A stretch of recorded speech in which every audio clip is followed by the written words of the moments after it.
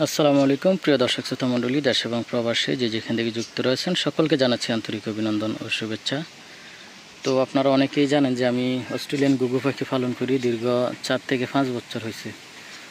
তো আমার অস্ট্রেলিয়ান ঘুঘু পাখিগুলোর অবস্থা কি, তো কালকে কিন্তু আমি একটা খাঁচা তৈরি করছি। অবশ্যই আপনারা পূর্বের ভিডিওতে খাঁচার ভিডিওটা দেখেছেন।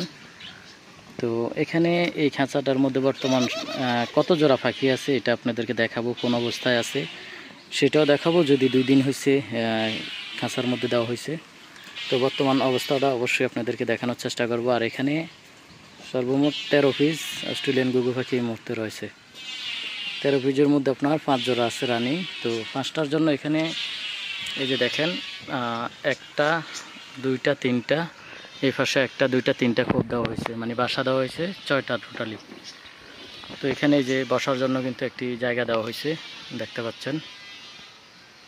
তো কোন অবস্থায় আছে সেটা একটু আপনাদেরকে দেখানোর চেষ্টা করব, বর্তমান অবস্থাটা।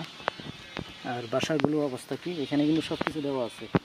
এই যে খাবার পানি, এখানে গোসলের পানি, এখানে খাদ্য, বাজরিগার এবং ঘুঘু পাখি যে খাবারগুলো মিক্সন, এই যে 110 টাকা যেটা কেজি, সম্ভবত 130 টাকা এখন। এই যে খাবারটাও আছে এখানে।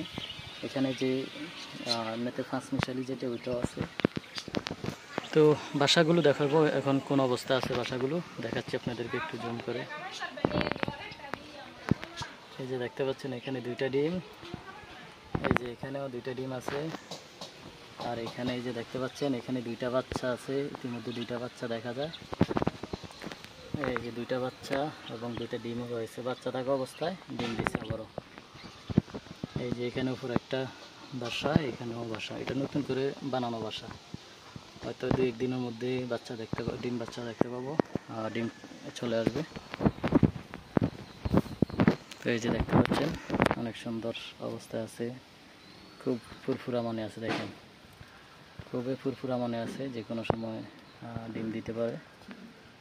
আর ঘুঘু পাখির আরেকটা ইনফরমেশন হচ্ছে, অনেকেই প্রশ্ন করেছেন যে আমার আগের ভিডিওতে, ভাই আপনি 3 জোড়া গ্রে কালারের ঘুঘু কিনা সাদা কালার কোথা থেকে আসলো, মানে সাদা ঘুঘু কোথা থেকে আসলো, অনেকের এই প্রশ্নটা ছিল। তো অনেকে জানেন আসলে বিষয়টা, এই কারণে প্রশ্নটা করা স্বাভাবিক, যে গ্রে কালারের এই কালারের বাদামি কালারের ঘুঘু থেকে কিন্তু আমাদের সাদা ঘুঘু আসতে পারে, সিলভার ঘুঘু আসতে পারে। এই যে এখানে দেখতে পাচ্ছেন এক জোড়া সাদা, এটা কিন্তু বাদামি কালারের ঘুঘু থেকে পাওয়া। তো এই জিনিসটা আসলে অনেকে জানে না, মনে করে সাদা কালার নিলে সাদা কালার আসে। এই যে দেখতে পাচ্ছেন, তো এটা মূলত কলোনি পদ্ধতিতে ঘুঘু পাখি পালন করা।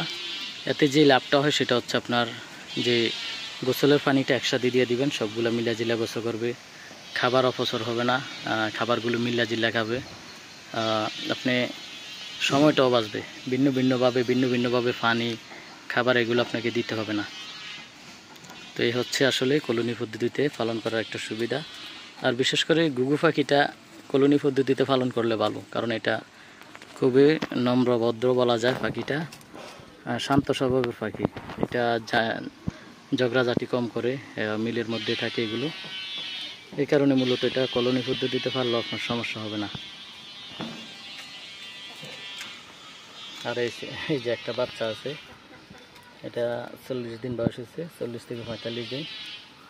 দেখেন এটা সবচেয়ে অসহায় এই মুহূর্তে, কারণ এটার কোনো সঙ্গী নাই। 2টা ছিল, একটা মারা গেছে, পিঁপড়ার কামড়ে মারা গেছে।